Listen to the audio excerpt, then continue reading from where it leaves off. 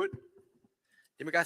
Terima kasih Datuk Pengerusi atas peluang yang diberikan kepada saya untuk membahaskan peringkat jawatankuasa Kementerian Dalam Negeri.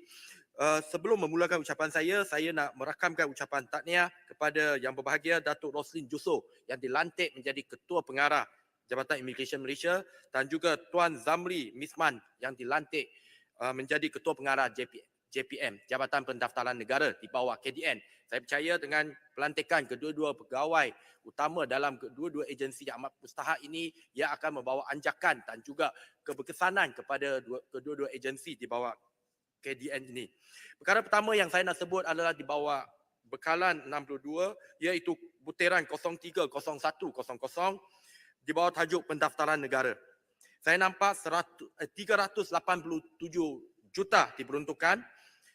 Yang saya nampak adalah penjawatan adalah kekal sama iaitu seramai 4,555 orang seperti tahun sebelumnya. Kenapa saya nak timbulkan masalah ini, Datuk Pengerusi? Yang Berhormat Menteri ketika menggulung Tita Diraja pada bulan Februari telah mengatakan bahawa beliau memberikan komitmen bahawa dalam masa setahun beliau akan menguruskan ataupun mempertimbangkan permohonan sekurang-kurangnya 10,000 kes permohonan kewarganegaraan.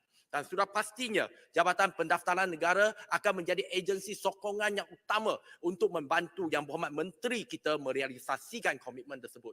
Soal mendapat kelulusan ataupun ditolak itu soal kedua. Soal dipertimbangkan itu amat mustahak. Sebab untuk mereka yang layak, yang sewajarnya diberikan taraf kewarganegaraan perlu diberikan peluang dan pihak kerajaan perlu mempertimbangkannya. Tidak seperti sebelumnya.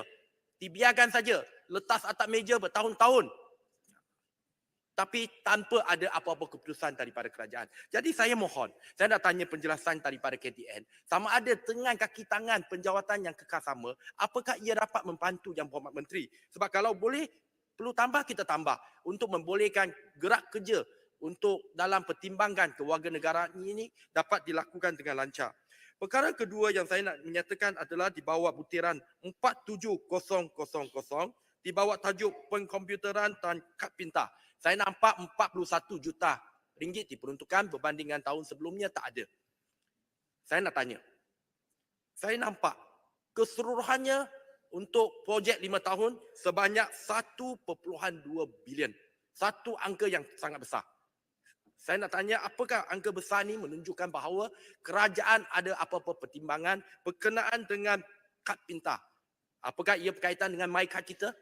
Saya mohon penjelasan daripada Yang Berhormat Timbalan Menteri yang akan menjawab nanti. Butiran seterusnya adalah di bawah butiran 11000 Ibu Pejabat Polis dan 12000 Balai-Balai Polis. Saya nampak ada pertambahan peruntukan yang banyak.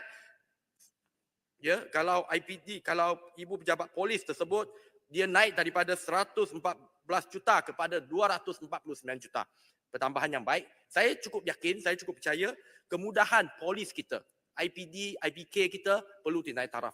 Cuma saya nak tanya, IPD Seremban, Ibu Pejabat Polis daerah Seremban yang terletak di Parlimen Rasa, apakah ada apa-apa naik taraf dan sebagainya terhadap IPD Seremban? Sebab kita tahu IPD Seremban adalah IPD yang paling utama di Negeri Sembilan dengan kepadatan penduduk. Kawasan yang dijaga oleh IPD ini cukup luas dengan ramai penduduk. Apakah ada naik taraf?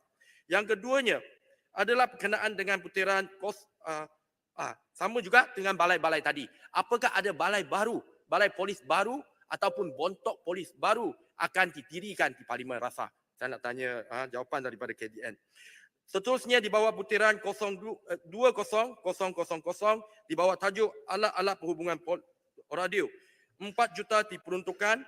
Tahun lepas, kali ini 113 juta. Saya nak tanya, kenapa ada kenaikan yang banyak? Saya tak pertikaikan, cuma saya nak tanya apakah kemudahan ataupun peralatan yang bakal diterima oleh polis. Kita tahu polis kita menghadapi pelbagai cabaran. Keperluan sebegini sangat baik untuk membolehkan polis kita dapat melaksanakan tugas dengan lebih baik. Dan perkara terakhir yang saya nak sebutkan adalah di bawah butiran 020100 di bawah tajuk kepolisian. Kepolisan. Saya nampak 8.6 bilion diperuntukkan dengan penjawatan polis kita tetap sama 142 ribu orang, saya nak tanya, kes-kes scam, kes-kes jenayah komersial semakin banyak. Ada tak akan berlaku penstrukturan dalaman polis sebab tak tambah anggota? Apakah tengah anggota keseluruhan PDRM yang ada penstrukturan supaya lebih ramai anggota polis, tak kira di apa pangkat peringkat sekalipun, dimasukkan ke bawah Jabatan Siasatan Jenayah Komersial untuk sama-sama kita membantras, sebab jenayah sekarang ni, jenayah yang utama yang menyusahkan, yang telah menyebabkan ramai rakyat Malaysia menjadi mangsa. Dan berkenaan dengan tajuk yang sama juga, saya nak tanya, apakah pendirian KDN apabila ada ahli parlimen kita, ahli parlimen macam boleh rujuk jawapan daripada Yang Amat Berhormat Perdana Menteri pergi buat laporan polis di luar? Apakah ia boleh berbuat demikian? Saya yakin integriti daripada Yang Amat Berhormat Perdana Menteri ketika menjawab soalan saya pada minggu lepas berkenaan dengan Yang Berhormat Bagan ketika beliau menjadi Menteri Kewangan, tak pernah beliau membatalkan pengecualian yang diberikan oleh Abu Bakari sebagaimana yang pernah dituduh di luar oleh Yang Berhormat Pago yang ada di sini pada petang ni. Tapi Yang Berhormat Machar, dia tak sebut apa-apa dalam Dewan. Dia pergi luar jadi hero, buat laporan polis. Saya nak tanya KDN. Bagi saya, kalau betul beliau tidak membuat laporan berdasarkan fakta, sebab Perdana Menteri dengan integriti yang cukup tinggi dalam Dewan, sudah tentu Yang Amat Berhormat Perdana Menteri bagi jawapan yang benar. Macam mana boleh ada ahli parlimen buat laporan di luar? Sudah pastinya ahli parlimen yang buat laporan tersebut tidak bercakap benar. Kalau macam tu, boleh tak polis ambil tindakan? Di bawah Seksyen 182 kalau tak silap saya, Seksyen 182 Kanun Keseksaan terhadap mana-mana ahli parlimen, mana-mana rakyat sebenarnya, bukan setakat ahli parlimen yang buat laporan palsu di luar. Jadi itu saja ucapan saya. Terima kasih Datuk Pengerusi atas peluang yang diberikan. Terima kasih. Saya jemput Maran. Bismillahirrahmanirrahim. Assalamualaikum warahmatullahi wabarakatuh.